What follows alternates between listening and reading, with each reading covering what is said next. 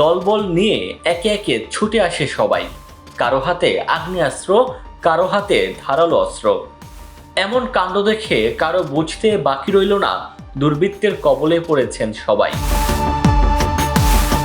ফিল্মি স্টাইলে এসে লুটপাট করে নেয় সর্বস্ব। সিসিটিভিতে ধারণ করা এই ভিডিওটি কুষ্টিয়ায় গড়াই নদী থেকে সরকারিভাবে টেন্ডারকৃত বালুরঘাটে রাতের আধারে ভারী অস্ত্রের মুখে শ্রমিকদের জিম্মি করে ক্যাশ থেকে 2 লক্ষ টাকা ছিনতাই করে নেয় দুর্বৃত্তরা। এ সময় এলাকাটিতে আতঙ্ক সৃষ্টি করতে কয়েক রাউন্ড গুলিও ছুড়ে দুর্বৃত্তরা। তাদের ছোড়া গুলিতে গুলিবিদ্ধ হয়ে আহত হয়েছেন সবুজ নামের একজন। প্রত্যক্ষদর্শীরা জানান, আনুমানিক রাত 11টার দিকে 4-5টা মোটরসাইকেল নিয়ে 8 থেকে 10 জন লোক বালুরঘাটে এসে শ্রমিকদের মারধর করে।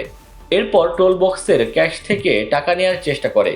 ওই সময় শ্রমিকরা বাধা দেওয়ার চেষ্টা করলে একজনকে পায়ে অস্ত্র ঠেকিয়ে গুলি করে। পরে টাকা ছিনিয়ে নিয়ে পালিয়ে যায় দুর্বৃত্তরা। এই ঘটনায় আইনগত ব্যবস্থা নেওয়ার আশ্বাস দিয়েছে পুলিশ। ডেস্ক রিপোর্ট, দৈনিক ডেস্টিনি।